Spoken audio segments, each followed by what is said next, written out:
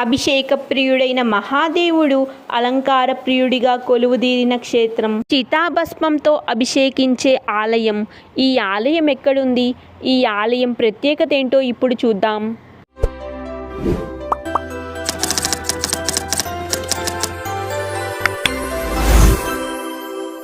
ద్వాదశ జ్యోతిర్లింగాలలో మూడవదైన ఈ జ్యోతిర్లింగానికి మాత్రమే చితాభస్మంతో అభిషేకిస్తారు.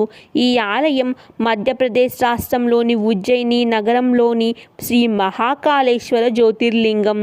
అవంతికాయాం విహితావతారం ముక్తిప్రదానాయ చ సజ్జనానాం అకాల మృత్యో పరిరక్షణార్థం వందే మహాకాళ మహాసురేశం. అభిషేక ప్రియుడైన మహాదేవుడి ఈ ఆలయంలో అలంకార ప్రియుడిగా పూజలు అందుకుంటున్నారు. మహాకాళుడి అలంకారం గురించి ప్రత్యేకంగా చెప్పుకోవాలి.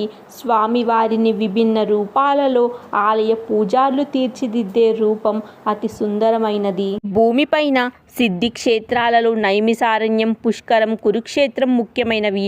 కురుక్షేత్రం కంటే 10 రెట్లు కాశీ పుణ్యమైనది. కాశీ కంటే మహాకాలం 10 రెట్లు గొప్పది. ఎందుకంటే శ్మశానం, ఎడారి, పాలపీఠం, అరణ్యం అంటూ 5 ఒకే చోట్ల ఉన్న ప్రదేశం ఉజ్జయిని. గర్భాలయంలో రజిత జలధారల మధ్య సుమారు 3 అడుగుల ఎత్తైన శివలింగం అత్యంత గంభీరంగా ఉంటుంది. శ్రీ మహాకాళుణ్ణి మృత్యులోకానికి అధిపతిగా కొనియాడారు. స్వామివారి గురించి ఈ విధంగా చెప్పారు. ఆకాశే తాటకలింగం, పాతాళే హటకేశ్వరం, మృత్యులోకే మహాకాళం, లింగత్రయం నమోస్తుతే. అంటే శ్రీ మహాకాళుడు ఆకాశాన తాటకలింగంగాను, పాతాళంలో హటకేశ్వర లింగంగాను, మృత్యులోకంలో మహాకాళుడిగాను పూజనీయుడు. మహాకాళుడి క్షేత్రమైన ఈ నగరాన్ని రాజా విక్రమాదిత్య పరిపాలించారు.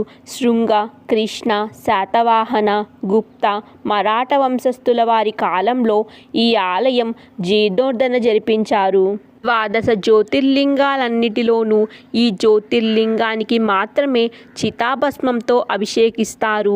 ప్రాతకాలమే ఆలయ ద్వారాలు తెరిచి మహాకాళుడికి భస్మహారతి ఇస్తారు. ఆ సమయంలో పురుషులు పంచకట్టుకుని మాత్రమే ఆలయంలోకి ప్రవేశించాలి.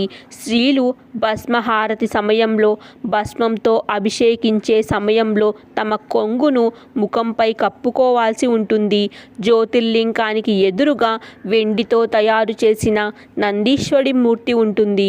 ఈ ఆలయ ప్రాంగణం చాలా విశాలమైనది. ఇంతకు మునుపు ఈ ప్రదేశం చాలా చిన్నగా ఉండేది. ఆలయ ట్రస్టీ వారు, పాలకవర్గం వారు కలిసి విశాలంగా తీర్చిదిద్దారు. ఈ ఆలయ చరిత్ర బట్టి ఈ ఆలయాన్ని ఎప్పుడు, ఎవరు, ఎలా నిర్మించారు అనేది ఒక అంతుచిక్కని రహస్యం. ఈ ఆలయంలో ఉన్న మహాకాళేశ్వరుడు దక్షిణముఖంగా కనిపిస్తారు. అందుకే ఈ మూర్తిని దక్షిణామూర్తి అని కూడా పిలుస్తారు. శ్రీ మహాకాళుడికి రోజుకి 5 మార్లు హారతిస్తారు. ఉదయం 4:30కి, ఉదయం 9 గంటలకు, సాయంత్రం 4 నుండి 5 మధ్య కాలంలో, రాత్రి 7:30కి, ఆపై రాత్రి 10:30కి శయనహారతి ఇస్తారు. ఈ ఆలయ స్థల పురాణం ప్రకారం సంస్కృతికి ఆలవాలమైన ఉజ్జయిని నగరంలో వేదద్వీరుడనే శివభక్తుడుండేవాడు. ఆయనకి 4 కుమారులు జన్మించారు. వారి పేర్లు దేవప్రియుడు, మేఘప్రియుడు, సుకృతుడు, సువత్రుడు. ఆ 4 కుమారులు తమ తండ్రి వలె భోలానాథుడిని ఆరాధిస్తూ ధార్మిక ప్రచారం చేస్తుండేవారు. ఆ ప్రదేశంలో రత్నమాల అనే పర్వతం పైన దుష్టుడైన దైత్యుడు ఉండేవాడు. వాడు భూలోకానన్నిటినీ తన ఆధీనంలో తీసుకోవాలనుకుంటాడు. ధార్మికులైన వారిని బాధిస్తూ పూజ, హోమ కార్యక్రమాలను విఘ్నం చేయటమే వాడి రాక్షస సేనకు ప్రథమ కర్తవ్యంగా ఉండేది. దుష్టుడైన ఆ రాక్షసుడు ఒకసారి ఉజ్జయిని మహానగరాన్ని నల్దిక్కులా ముట్టడించాడు. అంతేకాదు ఉజ్జయిని వాసులపై ఆక్రమాలు జరిపించాడు. అక్కడ ఆ 4 బ్రాహ్మణ పుత్రులు ఉజ్జయిని వాసులను శివారాధన చెయ్యమని సూచించారు. అంతేకాదు భోలానాథుడు తప్పకుండా వారిని రక్షిస్తారని చెప్తారు. దుష్ట దైత్యుడు ఆ 4 బ్రాహ్మణులను చుట్టుముట్టాడు.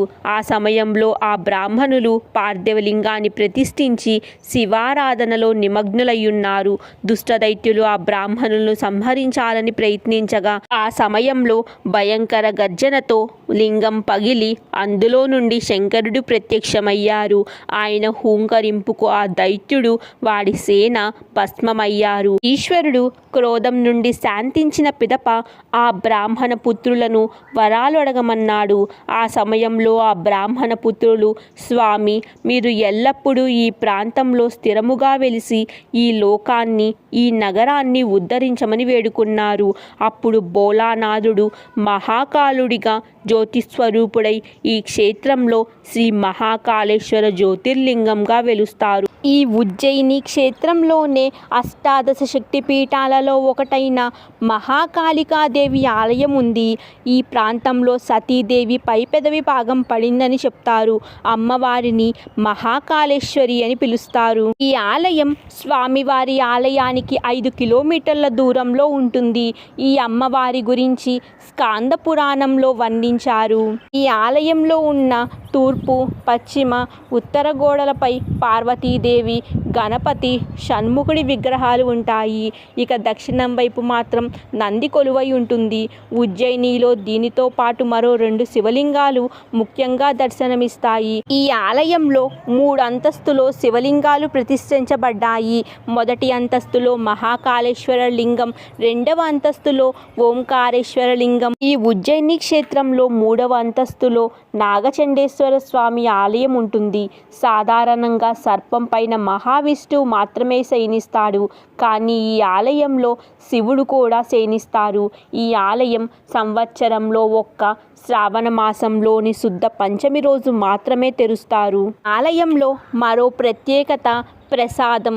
సాధారణంగా ఒక దేవాలయంలో భక్తులకు పూజ అనంతరం ఇచ్చే ప్రసాదాన్ని మరే ఇతర దేవాలయాలలో నైవేద్యంగా వాడరు.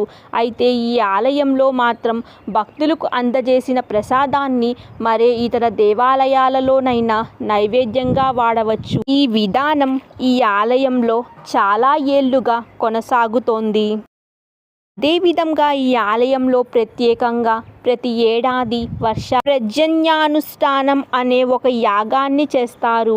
అయితే ఆ యాగం పూర్తవ్వగానే ఆకాశంలో మబ్బులు పట్టి భారీ వర్షం కురుస్తుంది.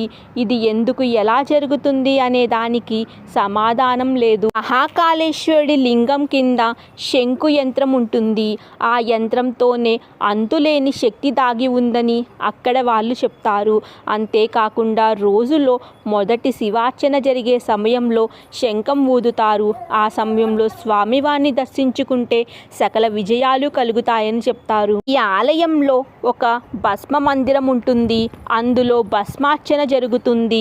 శ్మశానవాసైన పరమేశ్వరుడికి భస్మంతో అభిషేకిస్తారు. ఉజ్జయిని క్షేత్రంలో ఉన్న సాందీపముని వద్ద శ్రీకృష్ణుడు, బలరాముడు, కుచేలుడు విద్యను అభ్యసించారు. ఆయన పేరు మీదుగా ఆ ఆశ్రమాన్ని సాందీప ఆశ్రమమని అంటారు. ఈ క్షేత్రంలో ఉన్న కాలభైరవుడికి మద్యాన్ని నైవేద్యంగా సమర్పిస్తారు. దానినే తిరిగి భక్తులకు తీర్థంగా ఇస్తారు. కాలభైరవుడి నోటి వద్ద ఉంచిన మద్యం పాత్ర మన కళ్ళ ముందే ఖాళీ అవుతుంది. క్షిప్తా నదిలో స్నానమాచరించి మహాకాళేశ్వరుని దర్శించిన వారికి సర్వపాపాలు పటాపంచులవుతాయని భక్తుల విశ్వాసం. ఈ అవంతికా నగరమైన ఉజ్జయినిలో పండుగలు, ఉత్సవాలు అనేకం జరుగుతాయి.